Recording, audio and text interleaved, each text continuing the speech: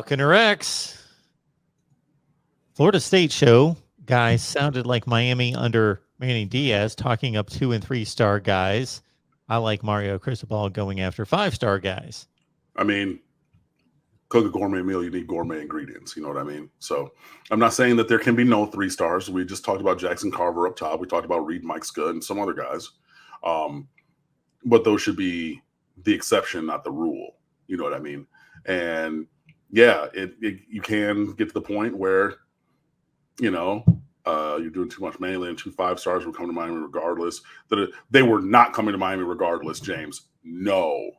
Like, they Leonard Taylor and James Williams, it took work.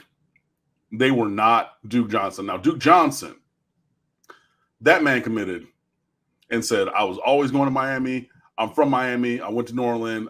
I'm going, I'm putting on for the U. I'm staying at the crib. That's it. And everybody in America wanted that man. But he came out pretty early and was like, nope, Miami, and that's it. Don't call my phone. Don't ask me nothing about it. Boom. If James Williams and Leonard Taylor, now James Williams was earlier. He was the earlier of the 2 to commit, but it still took work, man. Like, I'm not just gonna hand wave that or obligate that. Like, oh yeah. Like, no. That still took yeoman's work. That took a lot of work. And even though overall he wasn't a great coach, I'm not going to revise history and take those quality recruiting wins away from Manny Diaz. Like, him and the staff, they did work to get those guys on campus, and it is far from a foregone conclusion that either of them were going to come here. Look, James Williams had just most recently been to Georgia before he committed to Miami, and that was out of nowhere on like a Tuesday night at 9:30. I'm not saying anything, ain't no interviews. I'm dropping an edit on Twitter, and I'm going about my business commitment, okay? So that was, like I said, 2 days. It was either 2 or 9. I forget. It was the weekend before, the weekend before, when he had just most recently visited Athens. So, and they were pushing everybody on the crystal ball. Everybody in the recruiting world was saying, okay, look, hey, Miami, they're losing ground with this kid. He's looking to go to Georgia specifically. It was the one.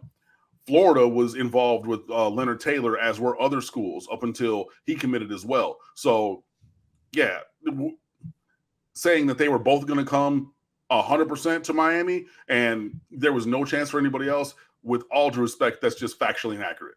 And I know that it didn't work out for Manny Diaz as the head coach overall, but you have to give him credit and the staff credit for locking in on those 2 guys, because I just named you 3 teams that were after those 2 guys, and trust and believe, if they would not have done the necessary work to get them on campus, they would be playing somewhere else, just like so many other South Florida 5-stars that we've seen over time. Chris, thank you for the kind words there. Marcus says, Cam, what linebackers should we be pursuing? A bunch of them, for one, because we need linebackers, bro. I don't have the list in front of me of linebackers, so forget. You guys are really good at asking really specific questions these last few weeks that have actually stumped me for the first time in a long time. So that just shows that you guys are plugged in. You guys, your brain and synergy with the Miami program is there in recruiting. And also that just means that I need to get back in the lab and grind a little bit more so that I know all of these names. But you have Bobby Washington.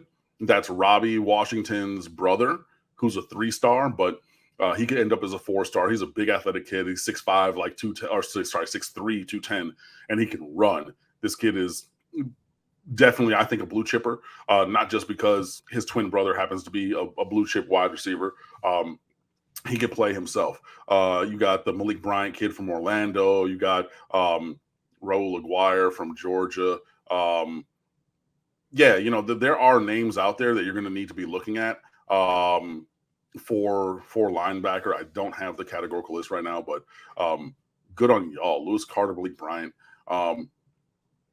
Yeah, good on y'all for being very intentional and specific with these questions. And I feel that I've let you down for the first time in forever, but I won't let you down again.